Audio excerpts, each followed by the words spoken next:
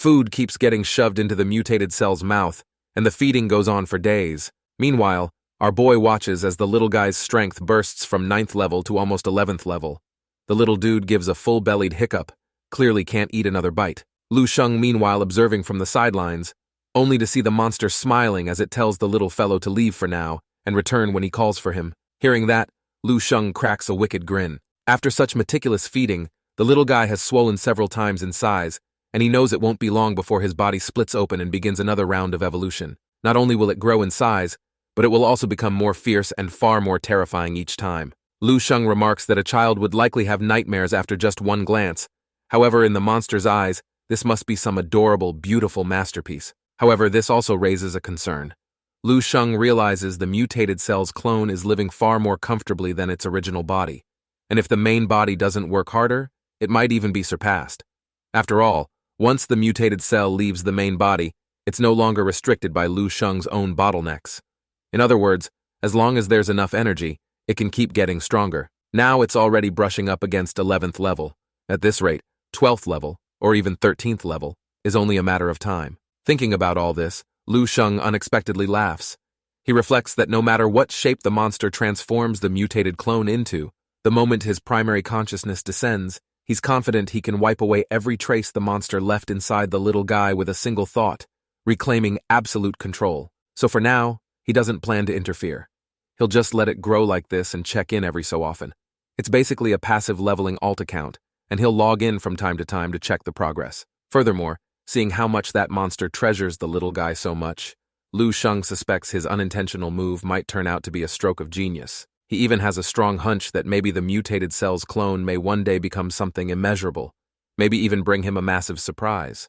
But suddenly, he remembers something. He reflects that the essence of life is the act of turning the universe's chaos into order, yet the rules of the dark universe are the exact opposite. Such a messy, disorderly cultivation path might actually be exactly what the mutated cell is meant to follow. He compares it to yin and yang, saying how they cannot be separated, and maybe that is the solution he is looking for. Anyway, he figures the path itself can stay wild and unregulated, but the name of the training method definitely needs some work. Unfortunately, our boy is genuinely terrible at naming things, so he ends up picking the name Illusion Demon Reversal Divine Art. He even strikes a pose while naming it, which is, frankly, might lose him quite a bit of aura there. But jokes aside, none of that really matters. For now, what matters is waiting for the little guy's clone to master this training method and return stronger than ever. That will mark the day this technique finally reaches completion. Meanwhile, Lu Sheng needs to focus on his own martial path. He then begins sorting through the loot he obtained from the recent competition. 2 small spheres appear on his hand. On one side is what he got from Monroe. His rule of glaciers is cold enough to freeze entire planets and borderline 13th level. To him, it's merely a supplementary piece, but he can simulate it inside the dream realm, then use origin power to merge it. On the other side lies Qian Yushu's memory, which he considers the true jackpot. After devouring the dude's soul, he managed to absorb all his psychic power, and all that's left are his memories. Our boy's psychic strength is sitting strong at level 12, though he's a little disappointed not reaching level 13, but he's more than satisfied. Moreover, he wants to see exactly what secrets those memories contain. As he taps into them, our boy finds something surprising. Instead of simply absorbing the memories, it feels more like he is devouring them. Could it be that merging so many memories inside the dream realm has altered his own soul, giving it a trace of predatory nature? He didn't have much time to dwell on it, because in the next scene, he saw a city. In a delivery room surrounded by doctors and nurses, a baby wrapped in full gold is born. Someone lifts the child and declares it a sign that the Son of Heaven has descended. But the next second, the room darkens, and a portal tears open. A voice arrives before the person shows himself.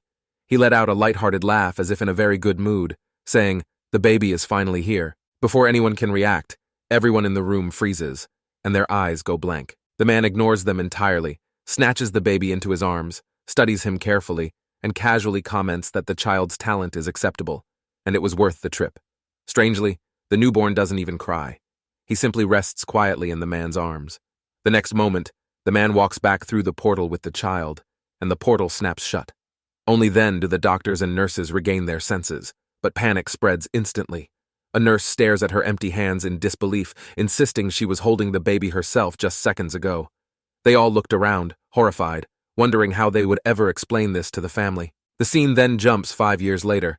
On a distant planet, a small boy slowly enters a grand hall, looking a little timid. He says nothing, simply halting a short distance from the man lounging lazily in a chair. The man tells him that, after being with him for 5 years, he believes it's finally time for the boy to know his name, Qianyu Shu. He explains that the boy's father is Lord Qianshuan, master of the 9th peak of the Dowling sect, and also his own master. He further revealed that his lord and the boy's father is one of the strongest cultivators in the entire Azure star system.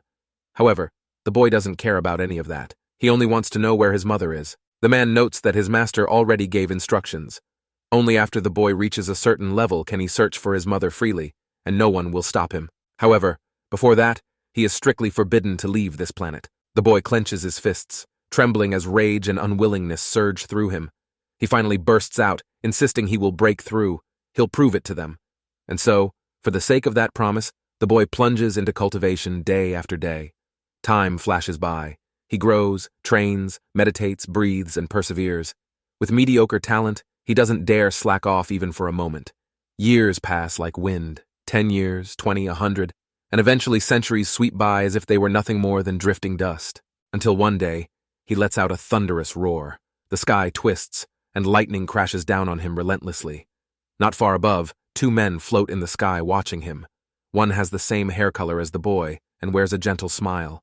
Lightning continuously slammed into Qianyu Shu over and over. He grits his teeth and endures. Finally, a sword cry rings out, followed by a golden light that pierces the clouds, and the storm vanishes. The young man rises slowly, feeling the new power coursing through him. The servant exclaims that the young master has succeeded. The man beside him looked pleased as well. The boy rushes happily to their side, thrilled that his 12th brother personally came to watch.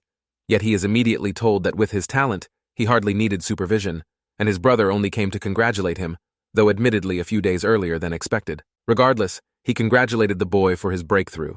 Beside them, the servant bows and offers a formal salute, blessing the young master's breakthrough, wishing him 5,000 years of longevity and prosperous immortal destiny. But Qianyu Shu has no affection for this servant since he's the very person who originally abducted him. He stiffens and demands that, since he has finally broken through, it's time to tell him about his mother. The servant bows again, insisting this is not his requirement but the master's. Still, since the young master met the condition, he will fulfill the promise, then asks the boy to prepare himself. The boy blinked in confusion, then got excited, because he thought he would finally meet his mother. A moment later, they teleport to another planet. It's raining heavily, but what greets his eyes is a tombstone with a woman's portrait etched on its surface.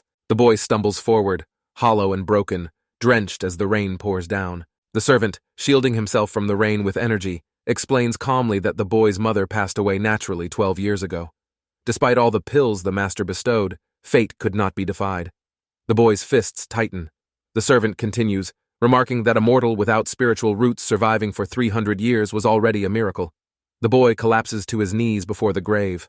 Grief, regret, and anger clash inside him, finally dissolving into helpless confusion, and he can only shout for his mother again and again. His 12th brother steps forward, trying to comfort him, telling him to stay with him from now on, which the boy eventually nods. Meanwhile, Lu Sheng quickly digests the entirety of Qianyu Shu's life. The memories are long and quite chaotic, ranging from his painful childhood to the later years of assisting his 12th brother, fighting against rival heirs. Lu Sheng reflects on the sharp contrast between the 2 star systems. Compared to the Sky Serpent system, Qianyu Shu's world is far more feudal, rigid, and brutal. Sure, strength means everything pretty much everywhere, but the Federation here still pays lip service to human rights and has basic decency in dealing with things. In Qianyu Shu's world, however, high-level cultivators view mortals as nothing but animals and weeds. Slaughtering entire planets for cultivation materials or forging treasures is disturbingly normal. He realizes that if he had transmigrated into such a world as an ordinary civilian, he might already be nothing more than a speck of dust, lost in endless brutality. He finds Qianyu Shu's backstory might be a little tragic, but it is not an excuse for the atrocities he later committed in life, and that smooths away whatever guilt he felt for killing him. Nonetheless, after absorbing all those memories, the gains are enormous. Lu Sheng now possesses a relatively complete cultivation package with its techniques, formations, spells, crafting, pills, and more. In other words, the thousands of years Qianyu Shu spent grinding away at cultivation have all been handed to him for free. A book materializes in his hand. It turned out to be Qianyu Shu's most treasured cultivation manual. Mastering it is said to be equivalent to reaching 15th level in the martial arts world. He remarks, somewhat surprised, that if this were true, then this thing is on par with both Wang He and Old Duan's martial path.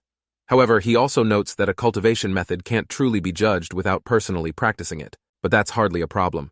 If he encountered one Qianyu Shu, then surely in the future, he'll run into many more beings from other universes, and naturally, including more cultivators alike. As the saying goes, know yourself and know your enemy, and you will never be defeated. Who knows? There might even be some strange chemical reaction between these different systems that produces an unprecedented path. His teacher is already 16th level, yet still can't stop the Dark Universe's invasion.